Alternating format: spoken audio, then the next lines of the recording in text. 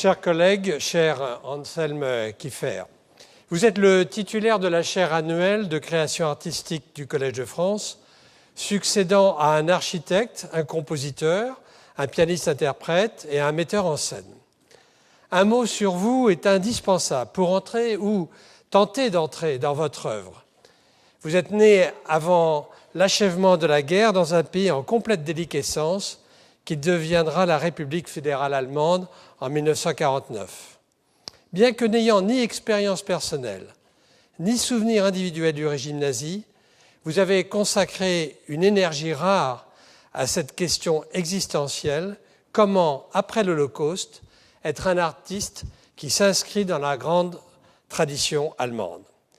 Comme le grand poète juif Paul Celan, que vous vénérez, vous vous interrogez comment pouvoir écrire et créer dans la langue du bourreau. Vous accomplissez un travail de mémoire, mais d'une mémoire sans souvenir, comme le dit Daniel Arras.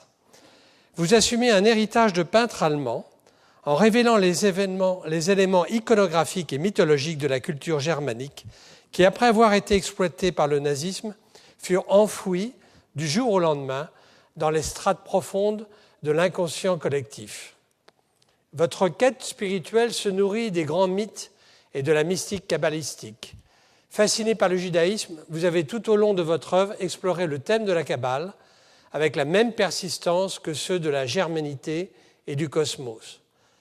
Votre univers est immense, complexe, forgé de sédimentation, de réélaboration de thèmes qui circulent, s'entrecroisent et se superposent jusqu'à constituer une véritable constellation kieférienne, si je peux me permettre d'utiliser cet adjectif.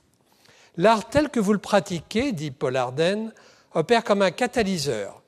Il fédère des réalités de portée ou de signification différentes en précipitant l'imaginaire du spectateur dans les méandres d'un spectacle ouvert, aussi fortement allusif, de par les matériaux que vous utilisez, qu'il s'avère laconique, car chacune de vos œuvres offre une ouverture de sens qui excède les capacités de lecture et de compréhension immédiate du spectateur.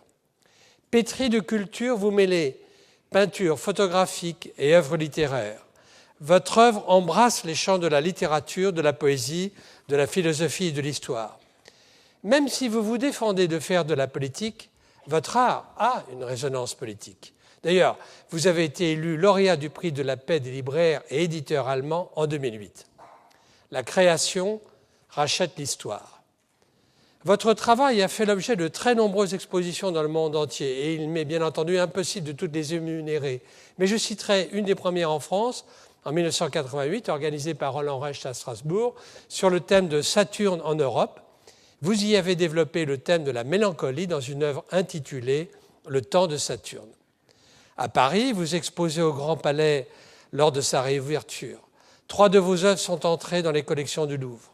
Bien d'autres expositions encore au MoMA, au Guggenheim, à Bilbao, en ce moment même à New York, une exposition intitulée « L'année prochaine à Jérusalem ».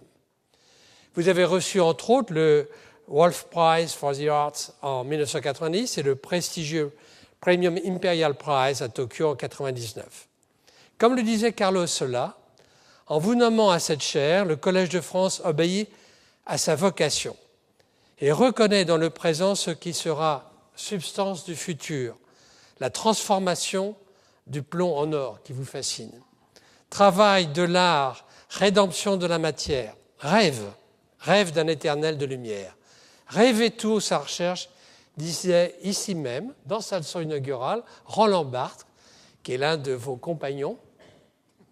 Nous vous accompagnerons, nous aussi, dans votre rêve en partageant, comme vous l'avez souhaité, vos sources d'inspiration et de création tout au long de votre enseignement de 2011. Merci. Merci à vous.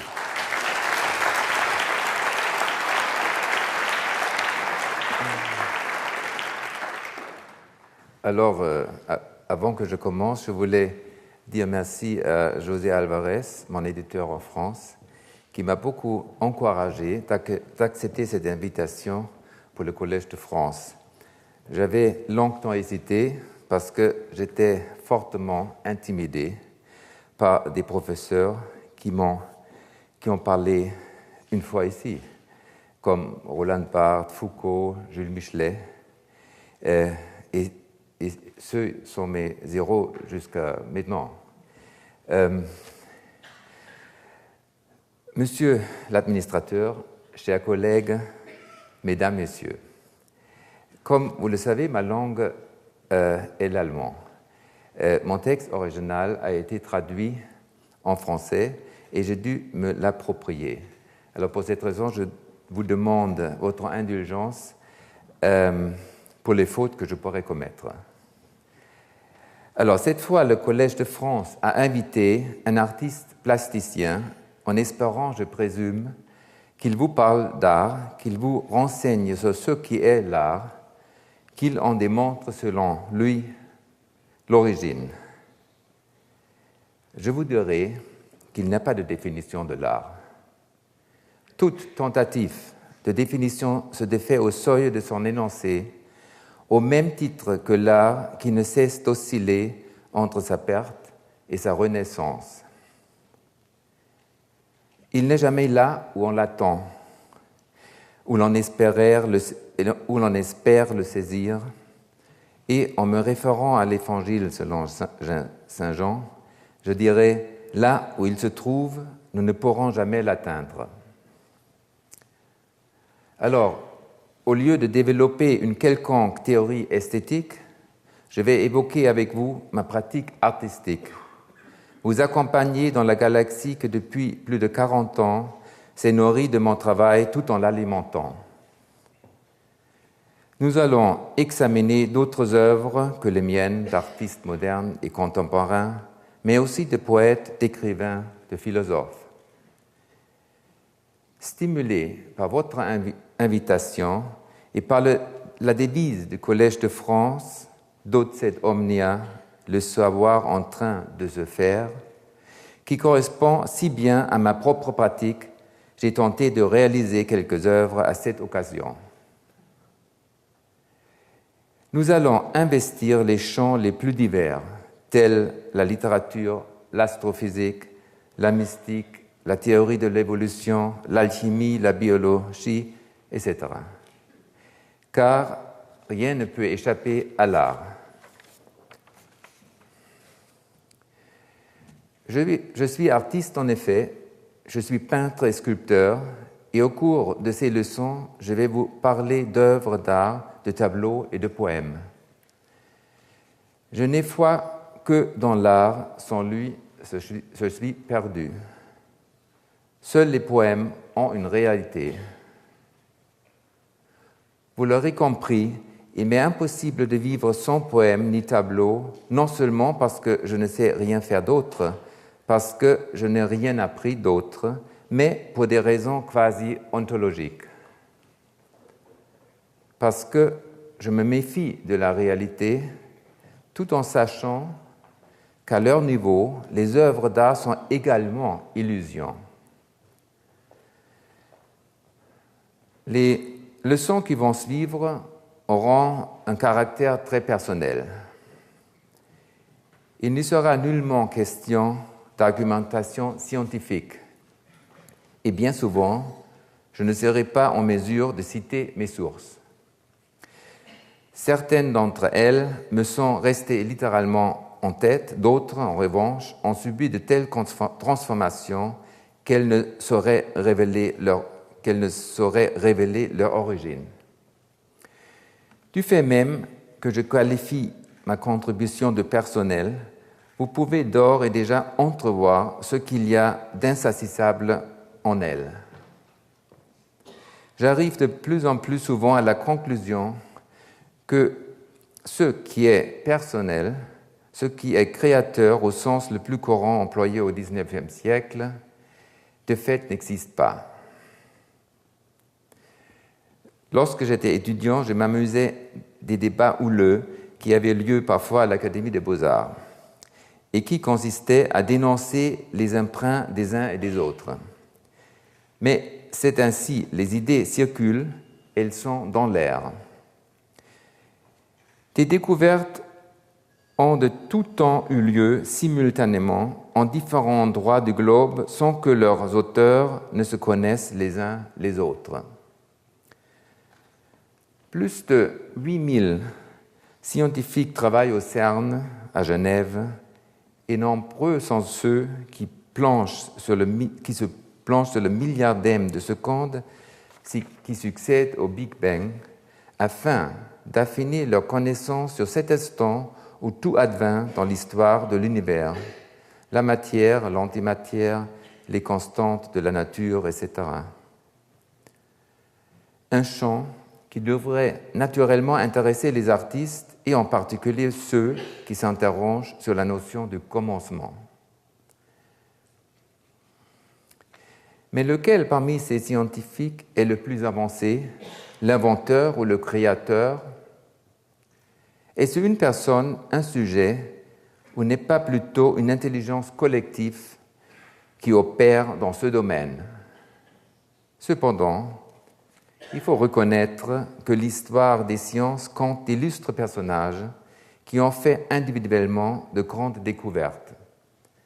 Galilée a fait en sorte que l'astronomie devienne une science à part entière, révolutionnant ainsi la science par autolimitation.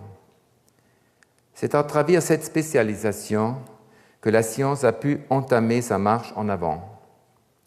Mais c'est aussi à cause de cette limitation que la conception du monde qui en a découlé est devenue plus étroite, s'est réduite. En matière scientifique, nous le savons, les résultats sont provisoires car les sciences évoluent continuellement d'un stade à l'autre.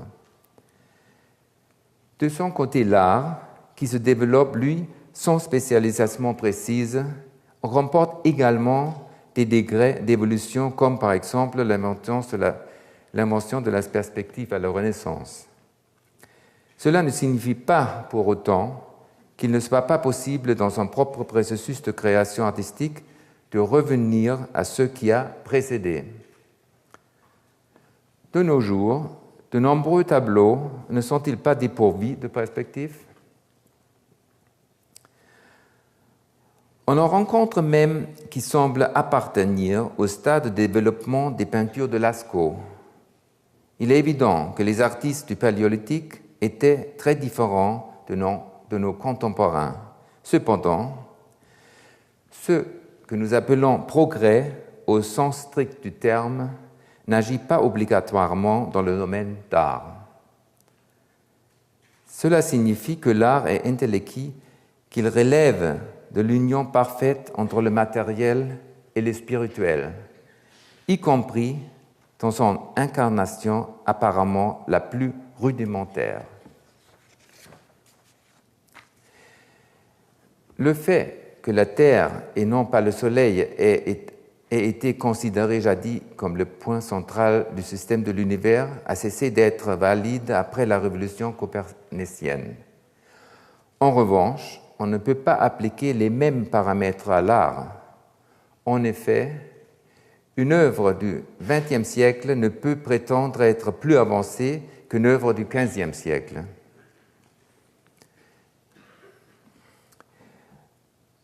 Lors des cours à venir, je parlerai des connaissances que j'ai acquises au cours de mon activité d'artiste, de mes sentiments, de mes combats, de mes victoires et de mes défaites. Il se peut aussi que je compare mon atelier au CERN, que je le décrive comme le lieu où s'élaborent des recherches visant à faire des découvertes sur le commencement, l'origine. Je développerai des exemples qui serviront à illustrer mon processus de création artistique et ma réflexion sur le monde. Dans le même mouvement, nous nous interrogerons sur ce que signifie le progrès. Par exemple, atteindrons-nous un jour un stade d'évolution qui nous permette de conférer a posteriori un sens au progrès des sciences, de la même façon que l'on peut retracer après coup les différentes étapes et le cheminement qui ont conduit à la réalisation de tableaux, ainsi qu'au but poursuivi par l'artiste?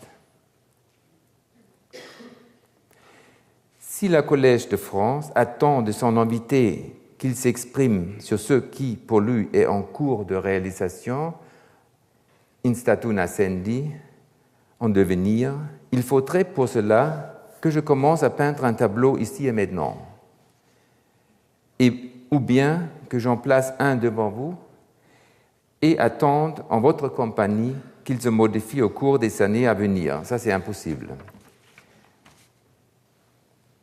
Un tableau ne se transforme pas uniquement tout au long des décennies, voire des siècles à venir. Il peut aussi se transformer dans des intervalles plus courts. Ainsi, lorsque je pénètre mon atelier le matin, je suis souvent surpris de ce qui est advenu durant la nuit, de ce qui a pu se métamorphoser dans le tableau. Car le tableau évolue sans cesse, quotidiennement, pourrais-je dire. Je ne suis pas ici avec vous pour peindre un tableau. Je suis censé en parler et j'ai longtemps hésité à le faire car tout ce que je pourrais vous en dire est déjà advenu. De ce fait, je risquerais de vous infliger des redites. Car l'expérience m'a appris que le fait de parler d'un travail avant de l'avoir commencé signifie qu'il appartient déjà au passé, qu'on ne s'y attellera plus, qu'il s'est perdu dans les mots. Qu'est-ce que le fait de parler d'art implique réellement? Comment doit-on interpréter l'art, comprendre ce qu'il exprime, deviner ce qui veut dire l'artiste et quelles sont les motivations? La plupart des catalogues d'exposition contiennent des textes se référant aux œuvres, rien de plus normal. Et dès qu'une exposition est inaugurée, les critiques d'art, dont c'est le rôle, s'en emparent. En France, des exemples célèbres témoignent d'une longue tradition qui unit les artistes aux écrivains, d'une certaine symbiose entre l'art et l'intellect. Pensons à Sartre et à ses écrits sur Waltz, au texte de Michel Harris sur Bacon et à l'amitié qui le lia sa vie durant à Masson.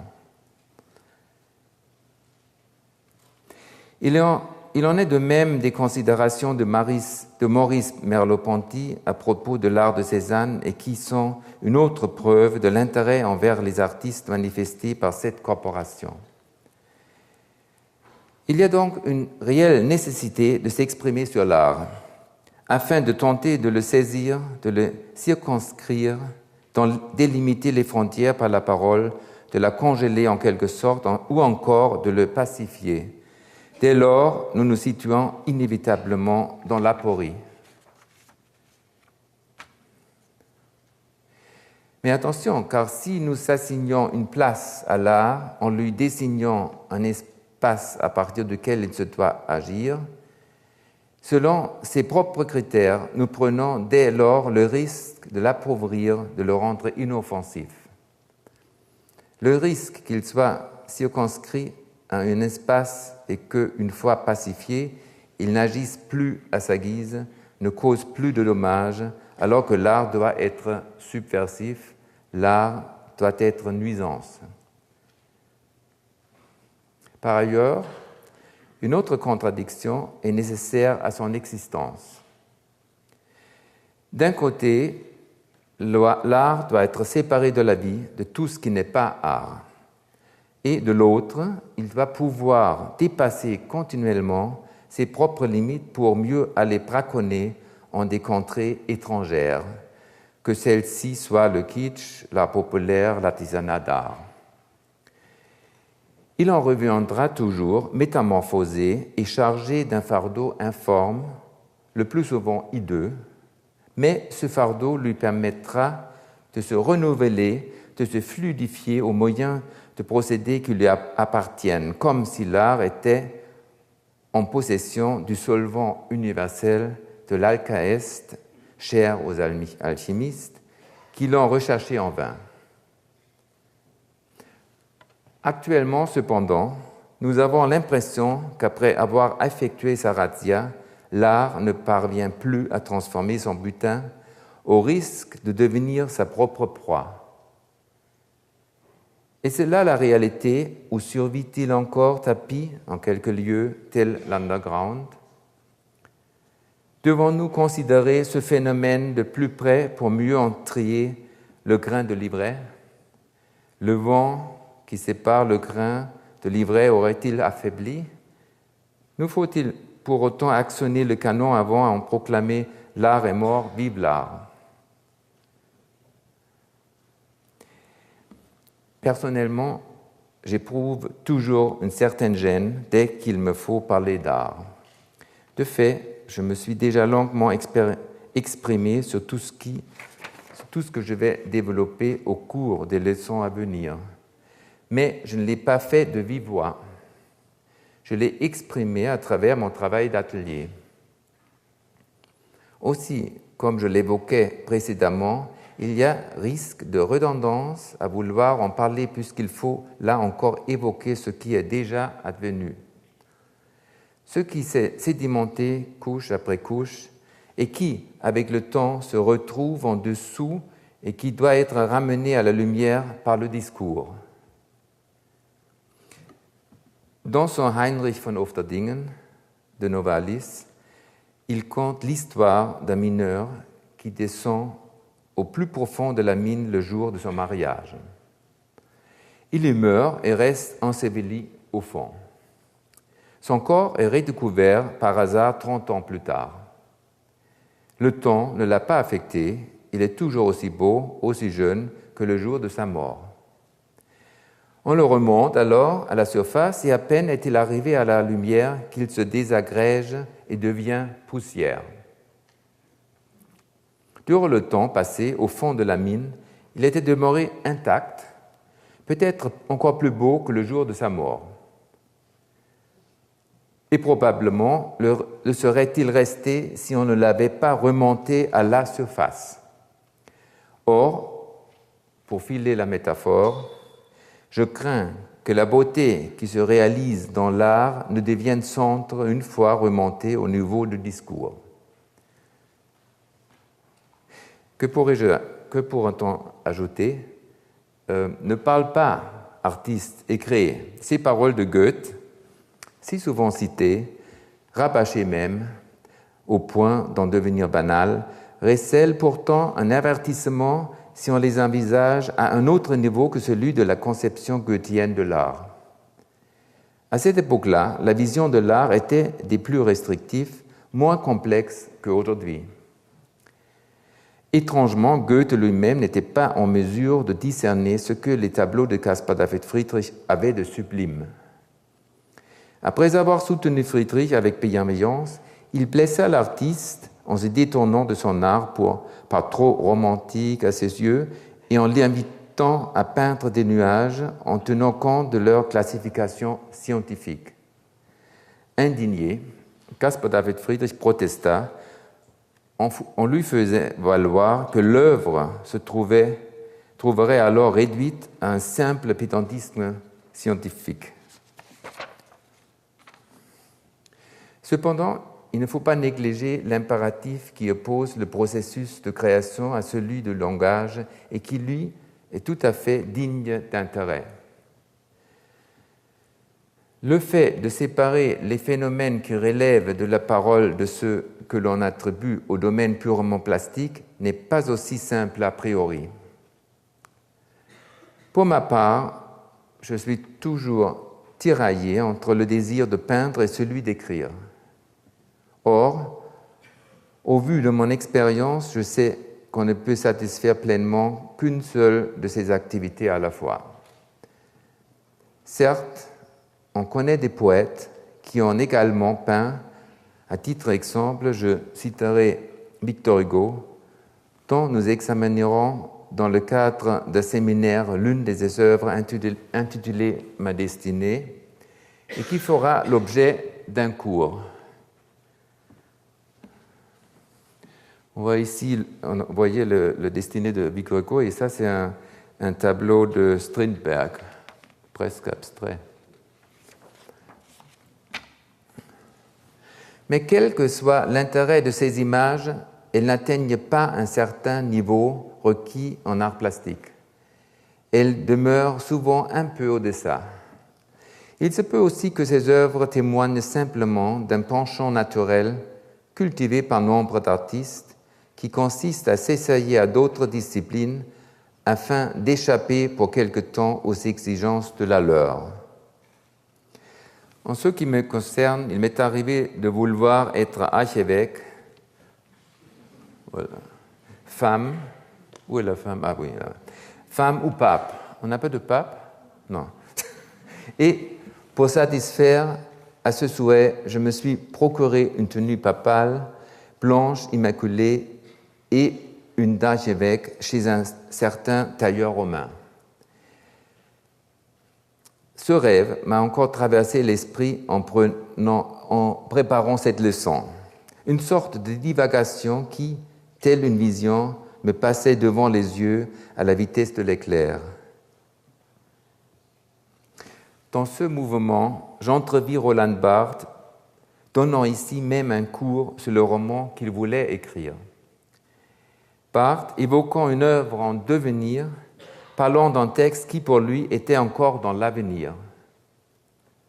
J'ai alors réalisé que tout cela, en vérité, relevait non pas de la pensée, mais du rêve éveillé.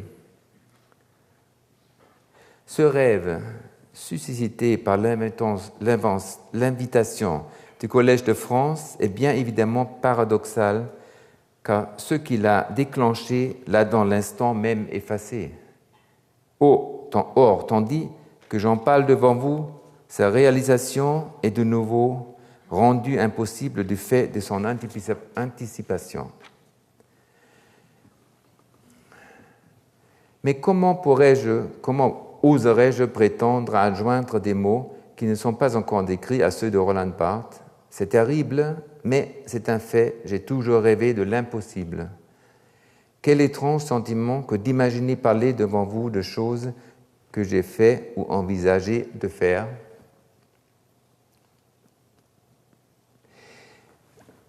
Comme je m'en suis déjà expliqué, ce dont je parle aujourd'hui, ce dont je parle avant de passer à l'acte, se volatilise dès l'instant où je l'ai énoncé. Mais il peut advenir qu'un effacement soit souhaité.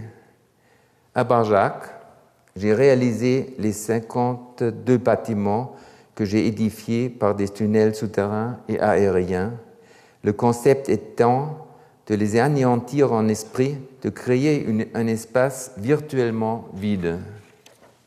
Les tunnels et les ponts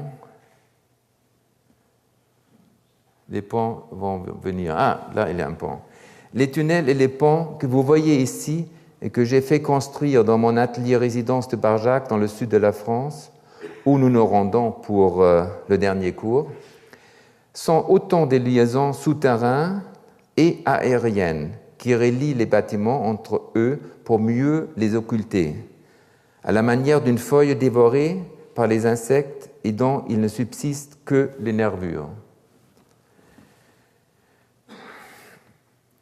Cependant, il ne faut pas croire qu'en réalisant Barjac, j'ai d'emblée imaginé le concept du vide, des leeren Raumes, des noch nicht, c'est un terme cher à Ernst Bloch. Ces bâtiments n'expriment pas l'illustration d'une idée, mais à l'inverse, leur réalisation m'a a posteriori relevé le concept. Cette pensée est à l'opposé de certaines pratiques contemporaines. En effet, aujourd'hui, bon nombre d'artistes ne partent pas de l'acte créateur en soi, mais ils procèdent en inversant le processus.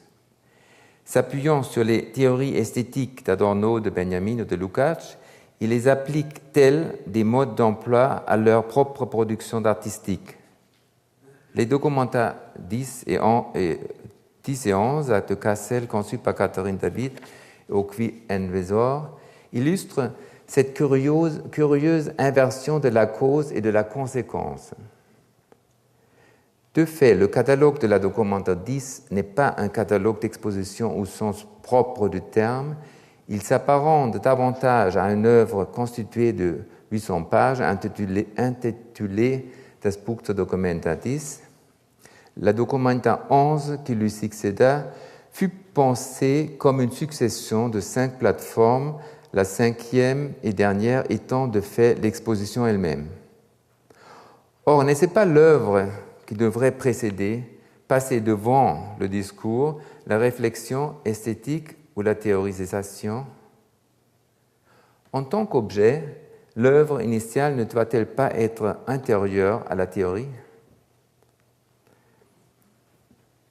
Non, pas toujours, car un regard rapide sur l'histoire nous démontre que cela n'est pas toujours vrai.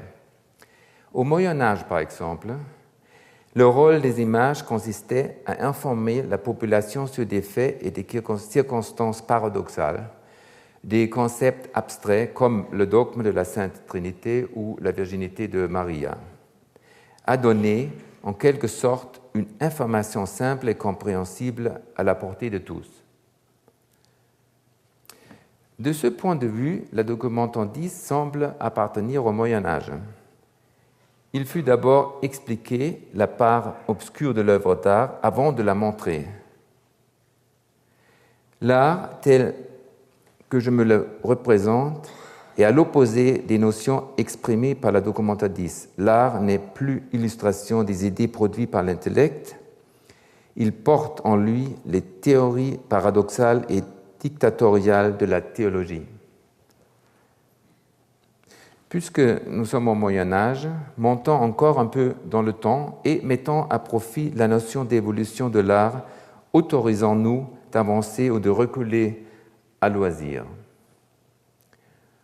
Contrairement aux sciences, qui intègrent les progrès obtenus sur lesquels elles s'appuient pour poursuivre leur développement, l'art ne progresse pas. On peut à tout moment inverser la spirale de son évolution à l'image d'un fil sans fin, car, contrairement au fil d'Ariane, conduisant dans une direction unique, l'art tend vers 2 directions. On peut ainsi se demander si le cubisme, dérivant des valeurs esthétiques de la sculpture africaine et recourant de ce fait au langage formel d'autres temps et d'autres cultures, représente en soi un progrès.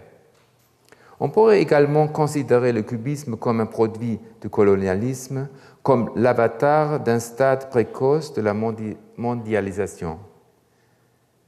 Par ailleurs, le cubisme a aussi remis en question un concept qui a trouvé son parachèvement au XIXe siècle, celui du génie créateur.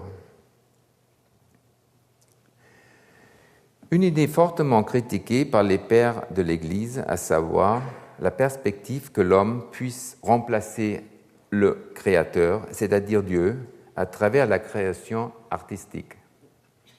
Enfin, si nous remontons encore un peu plus avant dans le temps, nous arrivons à l'Aphrodite de Cnidos de Praxitèle.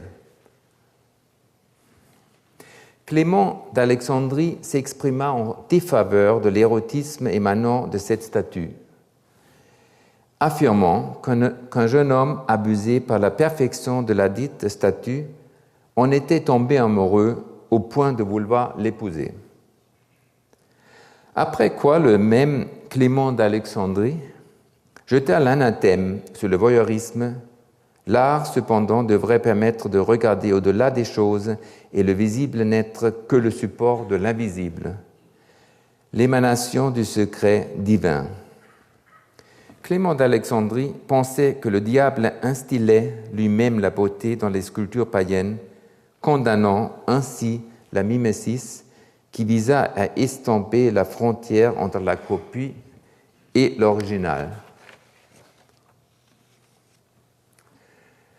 Mais l'abolition de cette frontière par le simple acte de regarder présuppose un retournement de la relation entre l'art et la vie. Une sorte de double salto mortal, de saut de la mort accompli par le spectateur. De ce même ordre d'idées, actuellement, certains exégètes ont entrepris la démarche consistant à retrouver le modèle qui a posé pour la Joconde, à débusquer la véritable Mona Lisa en quelque sorte. Qui gagnerons-nous? Rien. Ne sommes-nous pas, vous et moi, les spectateurs actifs et responsables de la réanimation de la vie, restés figés dans l'œuvre et qui opère à travers notre regard? Dans Du côté de Guermantes, Proust écrit une étrange relation entre l'éros et l'œuvre. Écoutons-nous. Les portes d'or du monde des rêves s'étaient renfermées sur Rachel avant que Saint-Loup l'eût vue sortir du théâtre, de sorte que les taches de rousseur et les boutons eurent peu d'importance. Il eut des plures cependant, d'autant que, n'étant plus seul, il n'avait plus le même pouvoir de rêver qu'au théâtre. Mais elle, bien qu'elle ne pût plus l'apercevoir, continuait à régir ses actes comme ces astres qui nous gouvernent par leurs attractions, même pendant des heures où ils ne sont plus visibles à nos yeux. Aussi, le désir de la comédienne aux fins traits, qui n'était même pas présent au souvenir de Robert, fit que, sautant sur l'ancien camarade qui était là par hasard, il se fit présenter à la personne sans traits et aux taches de rousseur, puisque c'était la même, et en se disant que plus tard, on y avisera de savoir laquelle des deux cette même personne était en réalité. Elle était pressée, elle n'adressait même pas cette fois la parole à Saint-Loup, et ce ne fut qu'après quelques jours qu'il put enfin obtenir qu'elle acquittât ses camarades. Revenir avec elle, il l'aimait déjà. Ce passage de la recherche n'a pas cessé de me préoccuper, et plus précisément l'effet produit sur Saint-Louis au moment où il tombe amoureux de Rachel, bien qu'elle ne soit plus celle qui l'avait enthousiasmé sur scène. Le fait qu'il ne retrouve pas dans la vraie Rachel la Rachel admirée sur scène doit être pris pour une désillusion naturelle. Déçu, il aurait pu se détourner alors de Rachel réelle, ou bien essayer son désir pour la Rachel de théâtre qui encore agit et lui masque les imperfections de son apparence en continuant de lui faire aimer la comédienne dans la Rachel réelle. Il ne lui reste plus le souvenir de son apparition sur scène qui, pourtant, aiguillonne son désir. Le moteur de ces actes à venir réside dès lors dans le souvenir qui n'est pas conscient, Saint-Loup se réservant le droit de décider a posteriori laquelle des deux personnes est la véritable Rachel. Celle de son éblouissement, laquelle est le modèle, laquelle est l'œuvre d'art. Saint-Loup, à l'évidence, se complaît dans cette oscillation, ce va-et-vient entre deux êtres, entre deux formes. Son amour se nourrit d'une strate temporelle dont il n'a, certes, plus conscience, mais qui demeure néanmoins présente en lui. Le phénomène Rachel, qui n'opère dans aucun espace-temps, n'est pas compréhensible, pas plus que ne le sont les plus petits éléments en physique. Ce processus rejoint celui du travail artistique, qui évolue un va-et-vient constant entre deux univers, deux strates temporelles. Il arrive fréquemment, en effet, que l'artiste soit séduit par un matériau vulgaire qu'il utilise et qui, à son insu, est déjà passé à un autre stade. Évolution temporelle qui réside également dans le concept d'art en soi.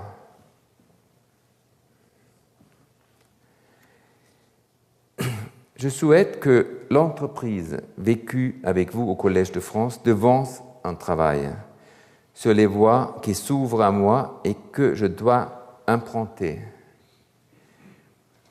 Rilke dépeint ce désir en ces termes dans Promenade, l'un des derniers poèmes de lui. Ça commence: Schon ist mein Blick am Hügel, dem Besonnten, dem Schritt, den ich erst begann, voran. Je continue en français. Déjà mon regard posé sur la colonne au soleil, devant ce chemin à peine commencé, Ainsi nous prend ce que nous ne pouvons prendre tout entier apparition depuis le lointain, et il nous change même si nous ne l'atteignons pas, en cela que le devinons à peine nous sommes. Un signe souffle, répondant à un autre signe, mais nous ne sentons que le vent contraire. Il nous faut très souvent lancer un grappin pour avancer, mais la plupart du temps, il ne s'accroche pas là où nous le souhaitons. C'est que nous l'avons lancé dans le néant. Parfois, le néant répond et alors nous nous y accrochons sans savoir d'où cela provient ni combien de temps cela durera. Nous ignorons où nous nous accrochons, mais nous nous y tenons fermement pour ne pas être précipités dans le vide.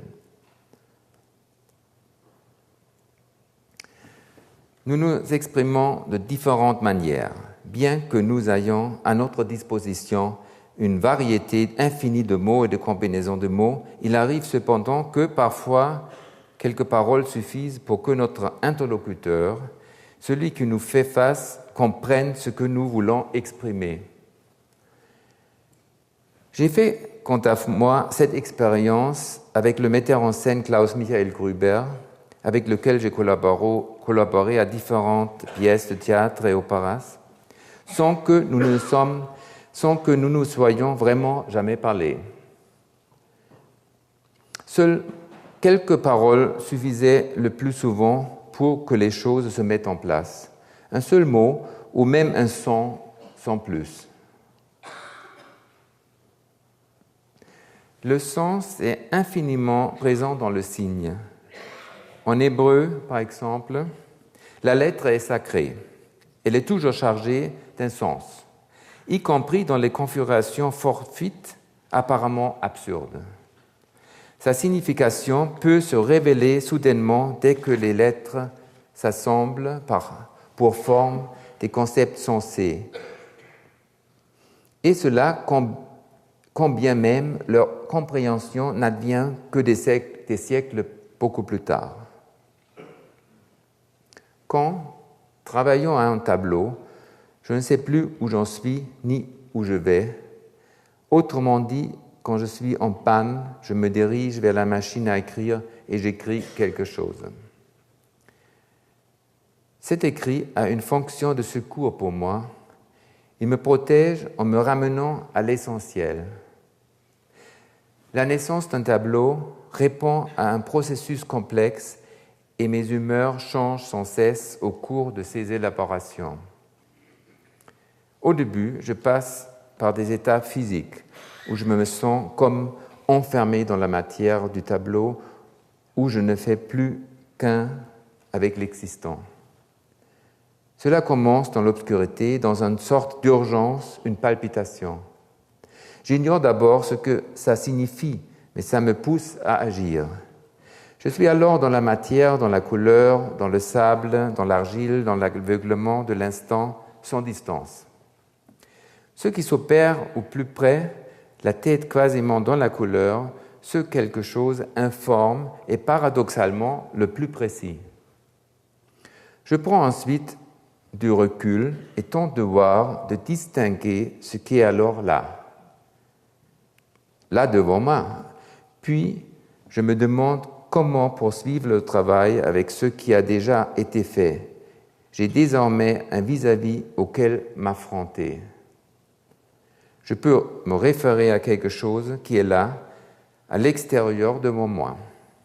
Le tableau est là et je suis ici dans le tableau. À cet état succède immédiatement la déception, un sentiment de manque. Et ce manque ne vient pas de ce que je n'aurais pas vu ou que j'aurais omis de dévoiler. Ce manque ne peut être comblé à l'aide d'aucune autre forme. Je ne pourrais dès lors n'aboutir qu'en me référant à d'autres éléments tout aussi incertains, qui peuvent être historiques, figuratifs ou d'une nature tout autre. C'est un fait, le tableau prend le monde pour objet.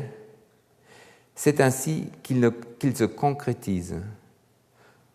Quand il est devenu lui-même objet, je l'expose à l'air libre, au vent et à la pluie.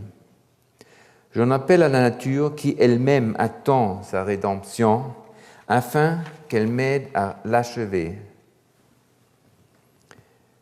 Mais il n'y a pas que la nature pour m'aider. Le langage, lui aussi, peut le faire. Mais avec les mots, je cherche aussi à rallumer la lumière qui me brûla dans la tête quand j'étais encore dans le ventre de ma mère. Selon une légende hassidique, une lumière est allumée sur la tête de chaque enfant en gestation dans le ventre de sa mère. Elle aide l'enfant à apprendre la Torah par cœur. Quand arrive le moment de venir au monde, un ange se présente et tapote la bouche du nourrisson prêt à naître afin qu'il oublie ce qu'il a appris. Cela signifierait que nous possédions une connaissance illimitée avant notre naissance, quand nous étions encore dans les sphères célestes. Mais la pichenette de l'ange décide que chaque enfant vient au monde telle une enveloppe vide d'apparence qu'il faut de nouveau combler. En effet, l'homme deviendrait fou si, dès ses débuts ici-bas, il connaissait déjà tout sur le cours du monde. J'ai parfois l'impression d'être comme cet enfant de la légende hassidique. Avoir tout su auparavant, avoir été forcé d'oublier et être contraint de tout réapprendre à nouveau. Peut-être est-ce pour cette raison que je me parle à moi-même quand je travaille à un tableau. Il est probable aussi que ce cycle de connaissance et d'oubli détermine une parole sans fin. Ce dont nous parlerons au cours de ces leçons est donc encore plus insaisissable qu'un poisson dans son élément naturel, l'eau. Un poisson qui vous glisse entre les mains. De même, à l'instar du serpent tenu par la queue et qui essaie en vain de se libérer en se tortillant, il est impossible de saisir le caractère de l'art par le verbe. Dès que nous croyons avoir trouvé la bonne définition, l'ange nous tape sur la bouche et tout est oublié.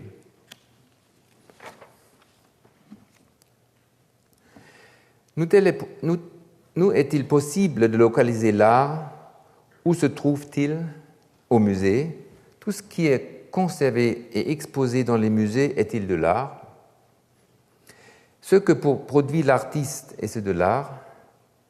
Qui décide que telle ou telle personne est un artiste?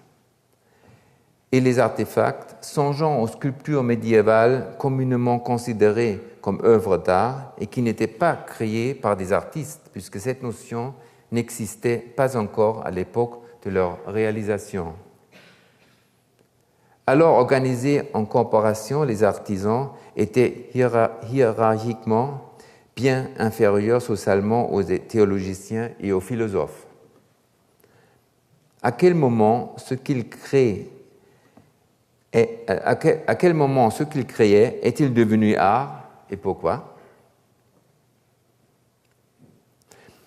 Bien qu'il soit impossible de définir l'art, bien qu'il échappe constamment à notre compréhension, une chose est certaine, l'homme que je suis est incapable de vivre sans art.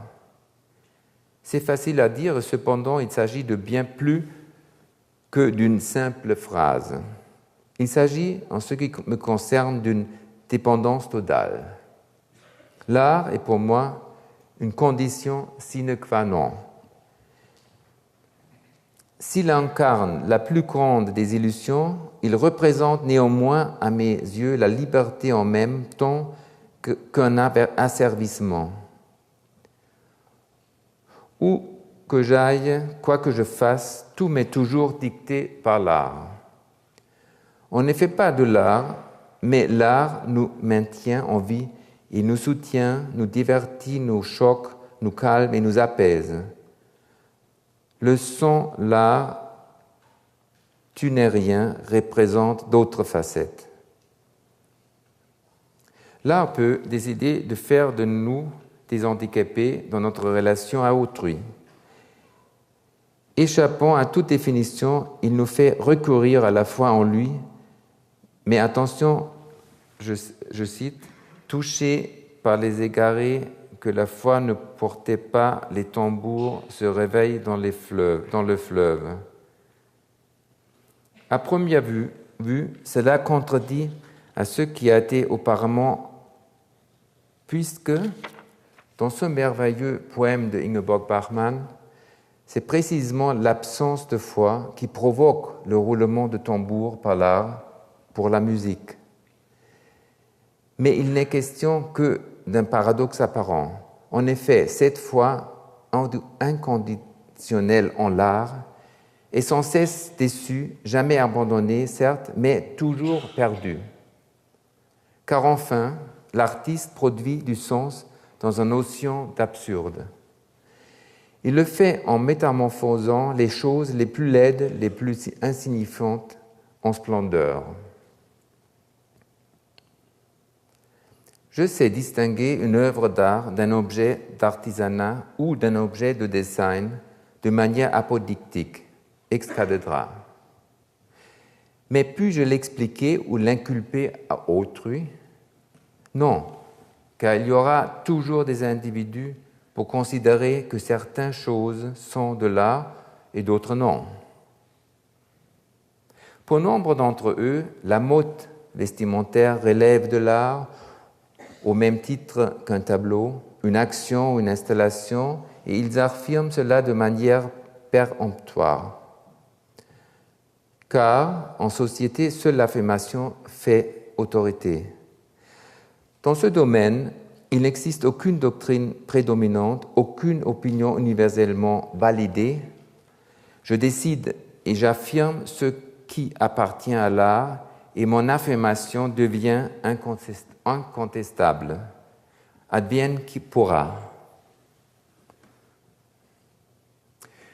Durant les cours à venir, nous nous efforcerons de faire la preuve par l'exemple de ce que nous avons avancé ici. Nous nous appliquerons à distinguer l'art de la vie, ou, plus exactement, nous montrerons comment il se distingue de la vie. Enfin, nous tenterons de séparer le grain de l'ivraie, de faire le tri entre vrais et faux prophètes. Il nous faut considérer qu'une œuvre d'art peut en détruire une autre. Pour s'en convaincre, réfléchissons aux styles picturaux. À la manière dont la peinture académique a succédé à l'impressionnisme, elle-même détrônée par l'abstraction, etc.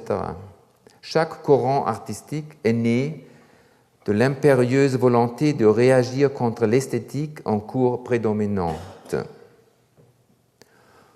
En règle générale, et par une sorte d'immunité naturelle envers soi, constamment l'art se dresse contre lui-même. Il ne semble pouvoir exister que par sa propre négation. Soumis à son autodestruction, à ce vouloir le mal, paradoxalement, il procure le bien. Mais est-il concevable que cette attaque de l'art contre lui-même soit à sa pointe violente, qu'il ne s'en relève pas et disparaisse un jour à tout jamais? Il est en permanence soumis à deux types d'agressions radicalement différentes et qui, malgré leurs particularités, se rejoignent d'une étrange manière. L'agression que l'on pourrait dire maison est l'agression immanente à l'art qui, de par sa réaction auto-immune, l'englobe lui-même dans une forme d'anti-attitude, le repoussant aux lisières de l'existence. Elle s'avéra très virulente chez les futuristes, notamment chez Balla et Severini, qui voulaient tout éradiquer, allant jusqu'à préconiser la destruction des musées. ce qui constitua une menace réelle pour l'avenir. Car l'acte iconoclaste, initialement avant-gardiste, voire révolutionnaire, s'était mu en une finalité en soi, en une stratégie de marketing, ni plus ni moins. Une autre agression est perceptible depuis peu. Elle provient de l'univers de la mode et de celui du design qui parasitent l'art en employant leur propre stratégie et de ce fait l'appauvrissent, le vulgarisent.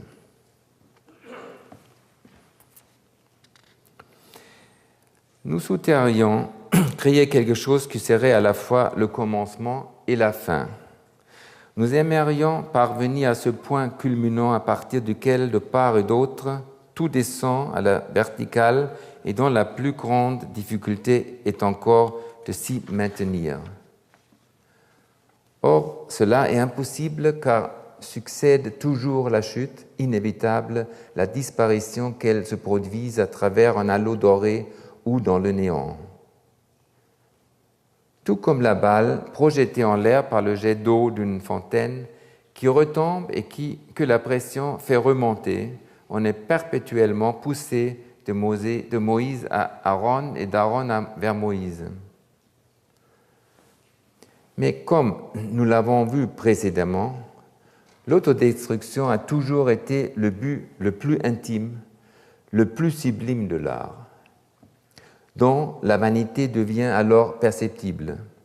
Car, quelle que soit la force de l'attaque, et quand bien même il sera parvenu à ses limites, l'art survivra à ses ruines. Mais comment reconnaître le « ça a failli » Comment regarder l'urinoir de Duchamp en tant qu'œuvre d'art au milieu d'une foule d'objets quotidiens ? Il se peut que l'analogie nous aide. Réfléchissons dans un paradoxe d'Olbers, selon lequel il est en réalité impossible de voir les étoiles car, du fait de leur nombre et de la diffusion de leur lumière qui entraîne une répartition homogène, il n'existerait plus dans le ciel de fond assez sombre sur lequel les étoiles de faible intensité pourraient se détacher. Pourtant, nous voyons scintiller les étoiles et nous les avons même classées en les nommant et en leur attribuant des symboles. En distinguant la singularité de certaines d'entre elles qui augurent de grands bouleversements tels l'étoile de Bethléem. En est-il de même dans l'univers de l'art ? Si l'on dit tout est art, ce n'est qu'une illusion d'optique qui nous fait percevoir les objets dans ce continuum pour lui attribuer ensuite une signification particulière. Au cours de la réalisation d'un tableau, il y a toujours un moment où l'on se dit que ça ne vaut rien. Le tableau est devenu, en instance d'être, a perdu sa forme discrète pour aller à l'état d'achèvement vers le presque rien. La toile et les couleurs sont là, et pourtant il a déjà franchi une frontière. Il s'est défait dans l'arrière-plan homogène des objets qui l'entourent. Il m'arrive de faire cette constatation le jour suivant, en arrivée à l'atelier. Je me dis alors que j'ai fait fausse route, que j'ai conduit le projet dans le mur. Il ne faut pas minimiser les embûches sur la voie qui mènent à la concrétisation du tableau, bien qu'il soit plus dangereux encore de leur prêter attention, car si l'on a peur, rien ne va plus. Rien n'est jamais simple. Un travail, au début, peut sembler n'être pas intéressant avant que l'on ne constate quelque temps après qu'il possède cependant quelque chose. Ou bien il se peut également qu'après avoir amélioré le prétendu rien, après l'avoir travaillé, on se dise si seulement je l'avais laissé en état. D'après Heidegger, ce rien ne saurait être conçu comme étant l'inverse de l'existant. Au contraire, il appartient initialement à l'essence en soi. Heidegger localise le néant dans la nature de l'existant comme une sorte de processus. Il parle du Nichten des Nichts. Mais quel rapport cela a-t-il avec le tableau ? Il arrive aussi que l'on dépasse la limite, qu'on en fasse un peu trop, et alors le tableau est raté. Qu'en est-il à ce moment-là du tableau ? Est-il sorti du champ de l'art pour chuter dans le néant ? Alors, on le relègue. Souvent, j'enferme les tableaux dans l'obscurité d'un conteneur durant de longues années. Que font les tableaux ainsi enfermés pendant tout ce temps, jusqu'au moment où ils se rappellent à mon souvenir, en me faisant signe, en me suggérant une idée qui pourrait leur donner vie, leur offrir une place dans l'œuvre en cours. Je les restitue à la lumière, réalisant soudain les possibilités qu'ils recèlent. Mais que s'est-il passé durant le temps de la relégation ? Rien, certainement pas, puisqu'ils ont su rassembler des forces pour attirer l'attention sur eux. Après avoir libéré la toile de l'obscurité, je le repeins et ce faisant, une transition s'opère vers un autre état, souvent très différent de celui d'origine. La réalisation d'un tableau est un va-et-vient constant entre le rien et le quelque chose, une alternance incessante d'un état à l'autre. Or, ce processus n'est soumis à aucune règle, il est incontrôlé, de même que la fibrillation cardiaque, et au même titre que cette dernière, il peut être fatal. Cette vibration ne cesse que lorsque le tableau a quitté l'atelier, qu'il circule à travers le monde et de ce fait ne peut plus être retravaillé. Il arrive ainsi fréquemment que dans les musées, des tableaux disparaissent ou ne ressortent jamais des dépôts où ils sont en sommeil. On les découvre des siècles plus tard. Force est alors de se demander s'ils étaient simplement cachés dans le noir, s'ils avaient un pouvoir artistique quelconque et l'ont conservé, ou bien si leur statut d'œuvre d'art ne dépend que de la perception du spectateur. J'opterais volontiers pour la première proposition, cela me rassure de penser qu'une œuvre reste constante même si le contexte change. Mais revenons au processus de production. Quand je porte un jugement sur l'un de mes tableaux, quand j'estime qu'il ne vaut rien, j'entrevois dans le même mouvement la possibilité qu'il devienne quelque chose. C'est un fait, la réalisation d'une œuvre comporte toujours un risque positif, un rien qu'il ne faut pas négliger. C'est une méthode que j'applique de temps à autre en recouvrant le tableau de peinture noire, en le posant sur le sol, en l'arrosant d'eau grise et sale, en le rendant à la nature, en l'exposant à l'air et aux intempéries.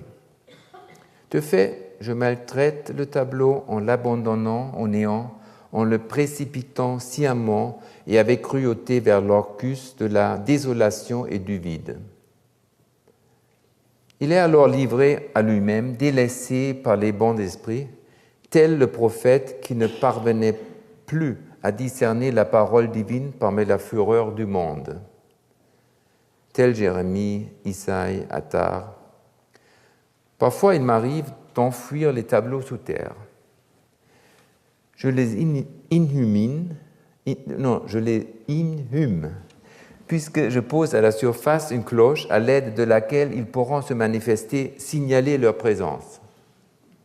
Ce dispositif était en usage dans la cimetière Saint-Marc à Vienne, où certains habitants s'étaient fait installer ce mécanisme dans leur future tombe au cours de la première moitié du XIXe siècle.